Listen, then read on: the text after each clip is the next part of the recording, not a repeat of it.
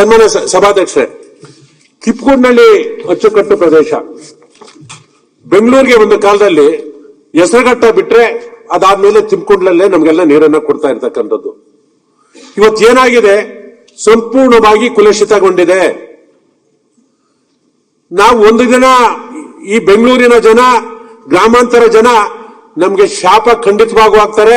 ಆ ಶಾಪ ಇಲ್ಲಿರ್ತಕ್ಕಂಥ ಎಲ್ರಿಗೂ ತಟ್ಟುತ್ತೆ ಅಂತ ಹೇಳೋದಕ್ಕೆ ಬಯಸ್ತೇನೆ. ಸನ್ಮಾನ್ಯ ಸಭಾಧ್ಯಕ್ಷರೇ, ನಮ್ಮ ಕೃಷ್ಣ ಬೈರೇಗೌಡರು ಕೃಷಿ ಸಚಿವ, ರೆವಿನ್ಯೂ ಮಿನಿಸ್ಟರ್, ರೆವಿನ್ಯೂ ಸೈಟ್ ನ ರಿಜಿಸ್ಟರ್ ಆಗಬಾರ್ದು ಅಂತ ಅಂದ್ಬಿಟ್ಟು ಕಾನೂನು ತಂದು ಸಂಪೂರ್ಣ ಹೊಂದಿರ್ತಾರೆ. ನಾನು ಸ್ವಾಗತವನ್ನ ಬಯಸ್ತೇನೆ.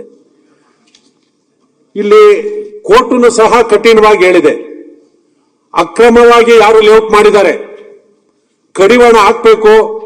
ಕಡಿವಾಣ ಹಾಕ್ತಾ ಹೋದ್ರೆ ಮುಂದೊಂದು ದಿನ ಬೆಂಗಳೂರಿಗೆ ನೀರಿನ ಗಂಡಾಂತ ದೊಡ್ಡ ಮಟ್ಟದಲ್ಲಿ ಬರುತ್ತೆ ಅಂತಕ್ಕಂಥದ್ದು ಖಂಡಿತವಾಗೂ ಬರುತ್ತೆ.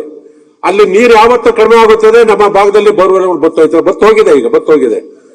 ಬಹುಶಃ ನನಗೆ ಅನ್ನಿಸ್ತಂಗೆ, ನಾನು ಅನೇಕ ಹಿರಿಯ ಅಧಿಕಾರಿಗಳು ನಿವೃತ್ತರಾಗಿರ್ತಕ್ಕಂಥದ್ದು ಸಂಪರ್ಕ ಮಾಡಿ ಅನೇಕ ACS ಗಳನ್ನ ಇದನ್ನ ಕರೆಸಿ ಮಾತಾಡಿದ್ದೇನೆ.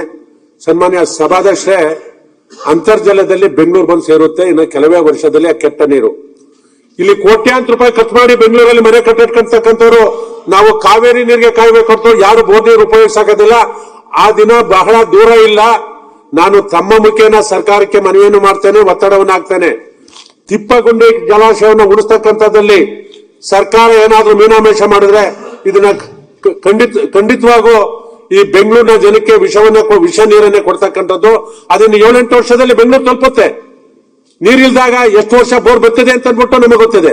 ಮಳೆ ಬಿದ್ದಾಗ ನೀರಿದ್ದಾಗ ಎಷ್ಟು ಬೇಗ ನೀರು ಬೋರ್ವೆಲ್ ಬರುತ್ತೆ ಅಂತ ಅಂದ್ಬಿಟ್ಟು ಆ ವಿಷ ನೀರು ಆ ಬೋರ್ನಲ್ಲಿ ಬರ್ತಕ್ಕಂಥದ್ದು ಬೇಡ. ಅದನ್ನ ಪುನಶ್ಚೇತಗೊಳಿಸ್ತಕ್ಕಂಥದ್ದು. ಯಾರು ಸುಮಾರು ಒಂದು 137 ಲೇಔಟ್ಗಳನ್ನ ಅಕ್ರಮವಾಗಿ ಆ ಸುತ್ತಮುತ್ತ ಮಾಡಿರ್ತಕ್ಕಂಥದ್ದು, ಅವಕ್ಕೆ ಕಡಿವಾಣ ಆಗ್ತಕ್ಕಂಥ ಕೆಲಸವನ್ನ ಮಾಡಬೇಕು ಅಂತಕ್ಕಂಥದ್ದು ನಾನು ಈ ಸಂದರ್ಭದಲ್ಲಿ ಹೇಳೋದಕ್ಕೆ ಬಯಸ್ತೇನೆ. ಕೊನೆಯದು, ನಾನು ಹಾಸನ ಜಿಲ್ಲಾ ಉಸ್ತುವಾರಿ ಸಚಿವನಾಗಿದೆ. ಸನ್ಮಾನ್ಯ ಯಡಿಯೂರಪ್ಪ ಅವರು ಮತ್ತು ಬಸವರಾಜ ಬೊಮ್ಮಾಯಿಯವರು ಮುಖ್ಯಮಂತ್ರಿಗಳಾಗಿರ್ತಕ್ಕಂಥ ಸಂದರ್ಭದಲ್ಲಿ ಸನ್ಮಾನ್ಯ ಅಧ್ಯಕ್ಷೆ, ಎತ್ತಿನ ಹೊಳೆ ವಿಚಾರದಲ್ಲಿ ರೇವಣ್ಣವರು ಸಂಪೂರ್ಣವಾಗಿ ಬೆಳಕನ್ನ ಚೆಲ್ಲೋದು ಸತ್ಯ. ಅವ್ರು ಹೇಳಿರ್ತಕ್ಕಂಥದ್ದು ಸತ್ಯ. 18 ಕಾಮಗಾರಿಗಳನ್ನ ಕೇವಲ 7 ಕಂಪನಿಗಳಿಗೆ ಅವರ ಆರ್ಥಿಕ ಸಾಮರ್ಥ್ಯ, ಕೆಲಸದ ಅನುಭವದ ಮೌಲ್ಯಮಾಪನ ಮಾಡದೆ ಗುತ್ತಿಗೆ ನೀಡಿರುವುದನ್ನ ಮಹಾಲೇಖಪಾಲ ವರದಿ AG ರಿಪೋರ್ಟ್ ನಲ್ಲಿ ಉಲ್ಲೇಖ ಮಾಡಿದೆ. ಸನ್ಮಾನ್ಯ ಸಭಾಧ್ಯಕ್ಷರೇ, ಕನಿಷ್ಠ ಪಕ್ಷ ಈ ಮಳೆಗಾಲದಲ್ಲಿ ಎತ್ತಿನ ಹೊಳೆ ನೀರನ್ನು ಎತ್ತಿ ತುಮಕೂರುವರೆಗೂ ಹರಿಸ್ತಕ್ಕಂಥ ಕೆಲಸವನ್ನ ಮಾಡಬೇಕು. ಎಲ್ಲಿವರೆಗೂ ಬರ್ತದೆ ಅದನ್ನು ಪ್ರಯೋಗವನ್ನ ಮಾಡದೆ ಮುಂದೆ ಕೆಲಸ ಮಾಡ್ಕೊಂಡೋದ್ರೆ ಇವತ್ತು ಏನು 8,323 ಕೋಟಿಗೆ ಪ್ರಾರಂಭವಾಗಿ 23,000 ಕೋಟಿಗೆ ಏನು ಹೋಗಿದೆ.